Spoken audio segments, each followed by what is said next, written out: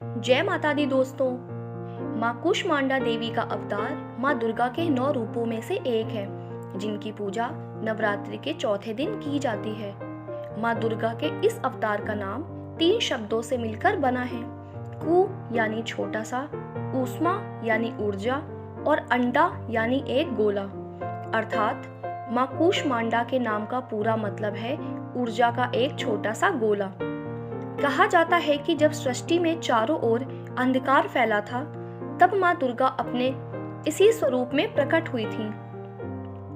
अपनी मनमोहक मुस्कान से माँ दुर्गा ने चारों तरफ प्रकाश उत्पन्न कर ब्रह्मांड की रचना की थी। इस कारण यह आदि स्वरूपा या आदि शक्ति के नाम से भी जानी जाती हैं। माँ कुष्मांडा को ब्रह्मांड की पहली देवी कहा गया है, जो आंतरिक शक्ति का एक रूप है। सिंह पर सवारी करती हुई माँ कुष्मांडा का रूप बड़ा ही मनमोहक प्रतीत होता है और उनके मुखमंडल पर सदैव ही एक प्यारी सी मुस्कान सुशोभित रहती है। माँ कुष्मांडा की 8 भुजाएं हैं, जो 8 दिशाओं को दर्शाती हैं। इसी कारण उन्हें अष्टभुजाओं वाली भी कहा जाता है।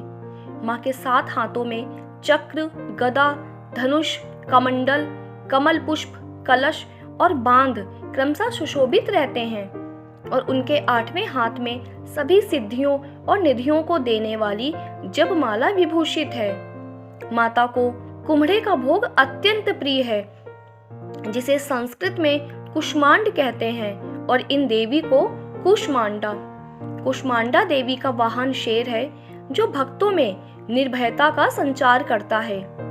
माना जाता है कि जब सृष्टि की कोई रचना नहीं हुई थी, तब एक छोटा सा ऊर्जा का गोला उत्पन्न हुआ और उस गोले ने 8 दिशाओं में रोशनी फैला दी।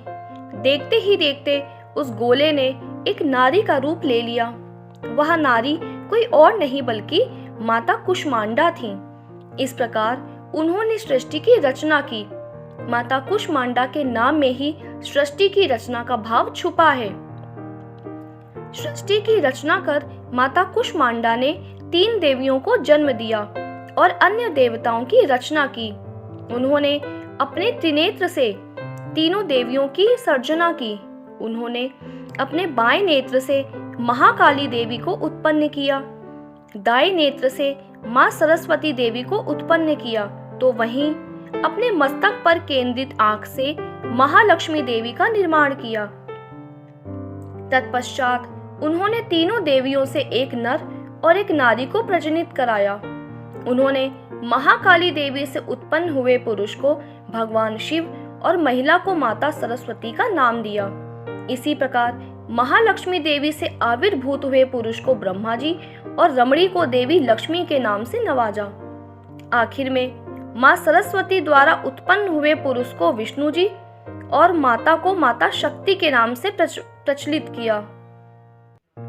तदोपरांत उन्होंने जीवन साथी के रूप में ब्रह्मदेव को माता सरस्वती, भगवान शिव को मां शक्ति और भगवान विष्णु को लक्ष्मी माता प्रदान किया।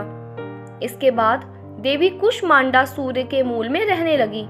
अर्थात मां कुष्मांडा एकमात्र ऐसी देवी हैं जो सूर्य के मूल में निवास करती हैं। उनकी ऊर्जा, कांति और प्रभा भी सूर्य के समान ही देदीप्यमान है। सूर्य लोक में रहने की क्षमता केवल इन्हीं देवी में है। वहां भगवान सूर्य की शक्ति का स्रोत भी है। सूर्य के केंद्र में निवास करते हुए वे सारे सौर मंडल को नियंत्रित करती हैं। माना जाता है कि माँ कुष्मांडा को हरा रंग अति प्रिय है। इस कारण उनकी पूजा करते वक्त हरे आसन पर बैठ हरे वस्त्र धारण करने चाहिए।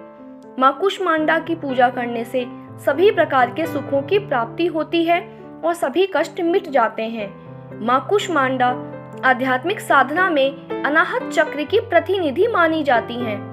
यह चक्र हमारे सीने के मध्य में होता है, जो योग साधना का चौथा चक्र माना गया है।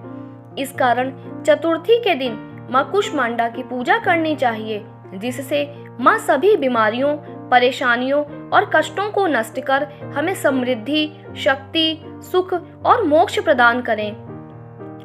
ओम देवी कुष्मांडाय नमः।